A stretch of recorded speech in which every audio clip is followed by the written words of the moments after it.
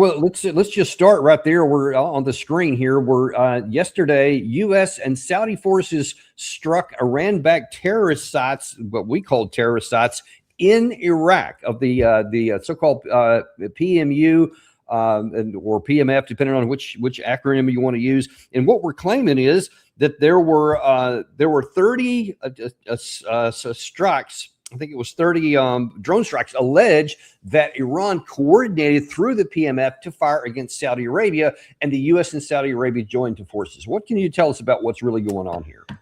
Yeah, the U.S. and Saudis did strike a site that also had at least 4 IRGC trainers.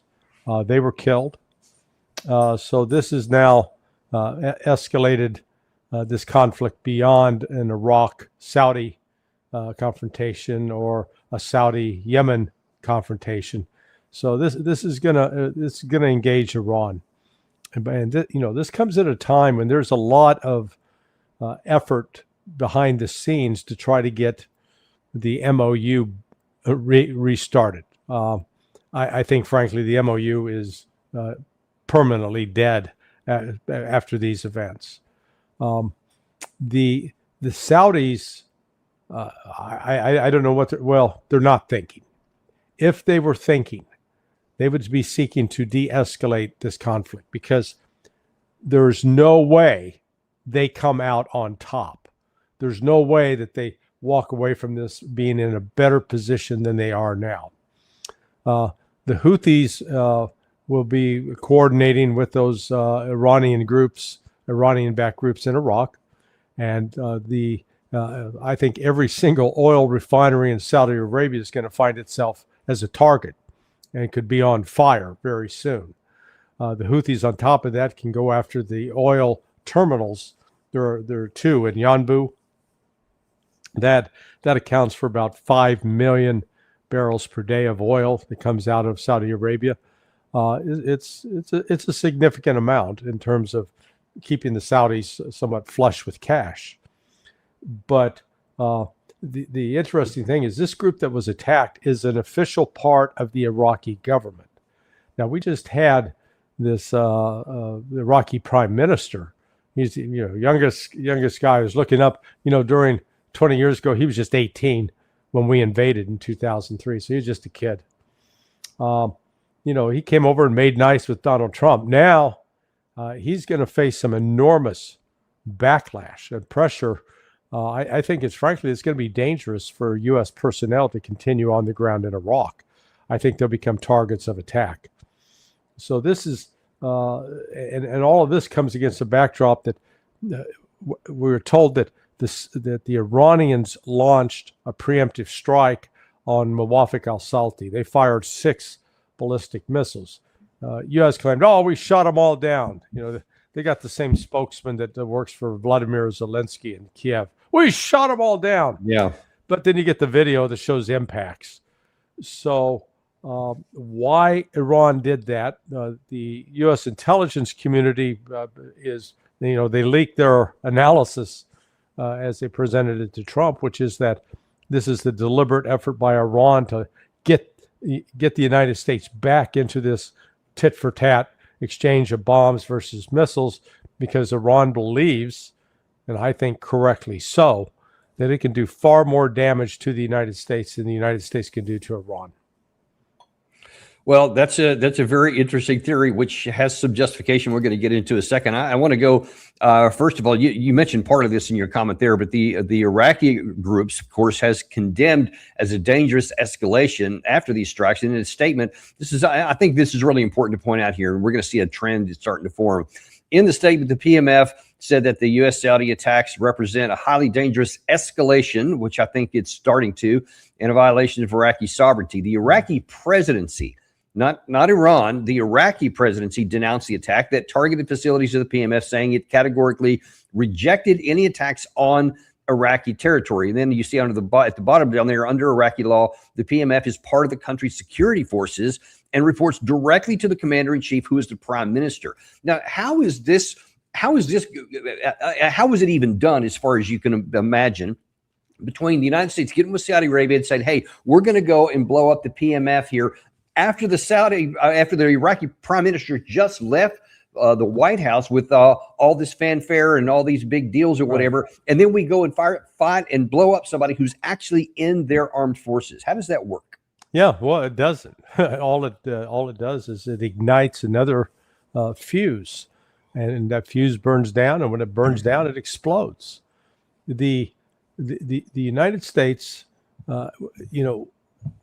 whatever prompted the Saudis more than 2 weeks ago to launch that initial attack in Sana'a on the Houthis, that restarted a war that had essentially been set to the side through their own version of a memorandum of understanding.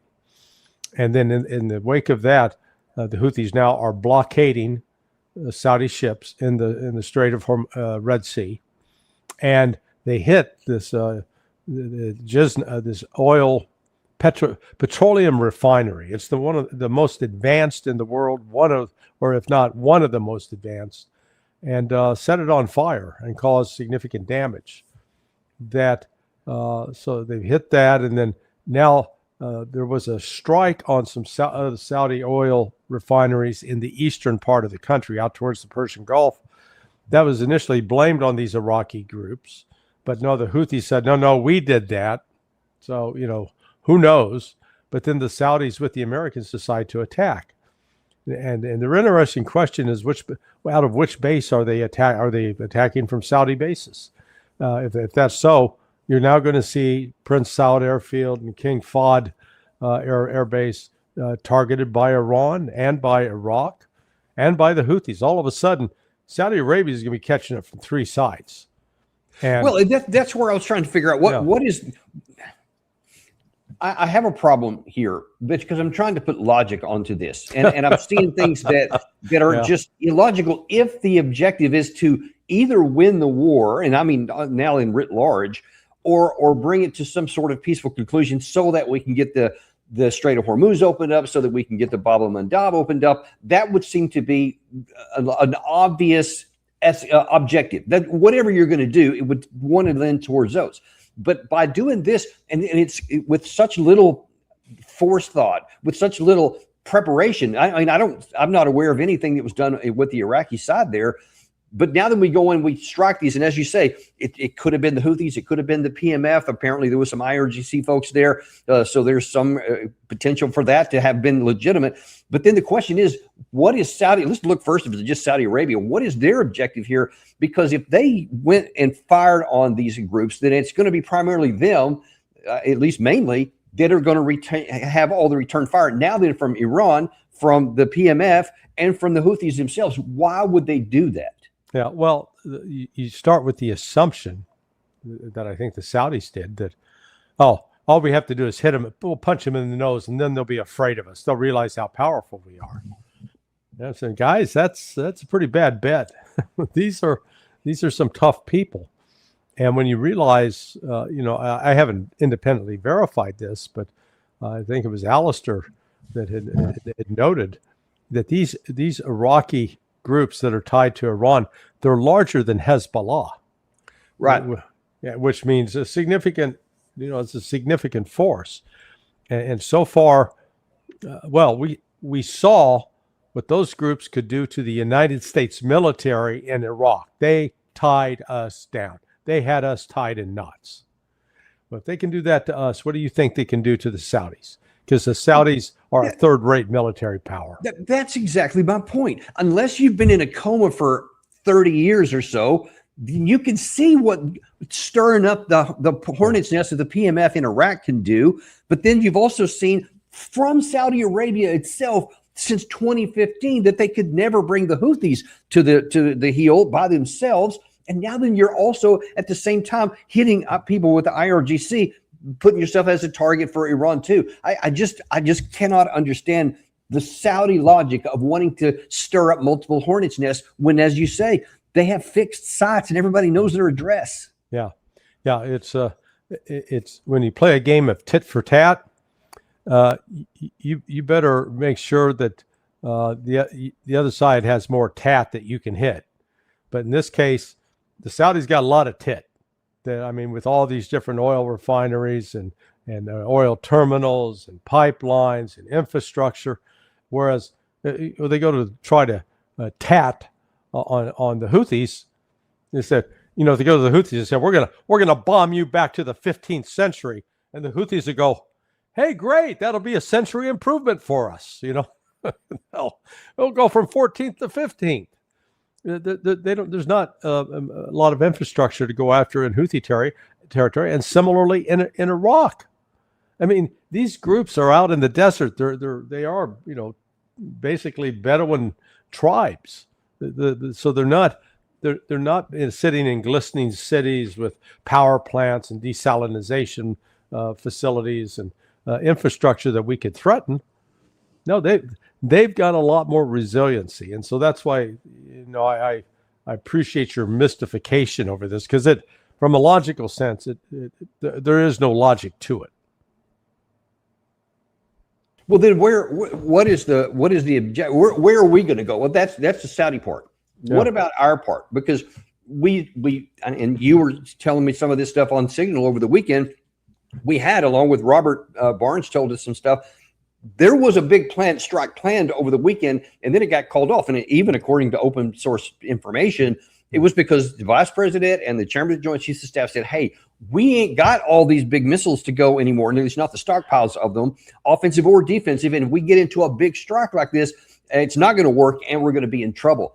But now here we go. We've stirred this hornet's nest up, and we know there's going to be retaliation. And where are we going to go? What is the plan here? Yeah, there is no plan.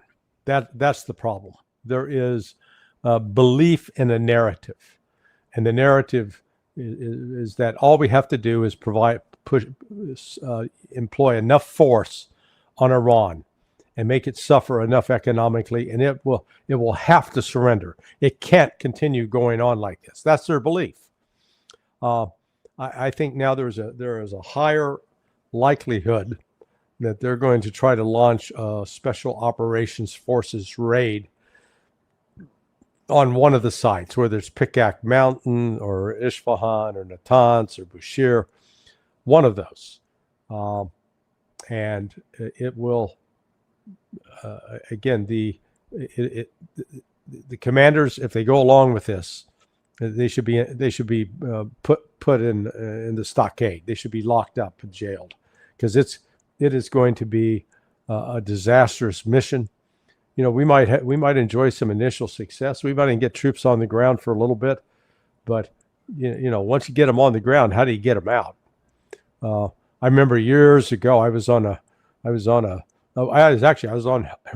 Rivera's show with Dick Marcinko. Marcinko was the first commander of SEAL Team 6, and we were talking then about, you know, going into Iraq, and you know, he was talking about it was easy to get in there, and I said, Dick, how do you get them out? And he goes, well, okay, that's a good point. You know, it's easy to get in, it's hard to get out. And that's one of the things that, you know, right now there's not any coherence in this military planning. That's the problem. They're putting placing a lot of bets on hope, as opposed to, you know, is this actually doable, and what are the actual odds of success?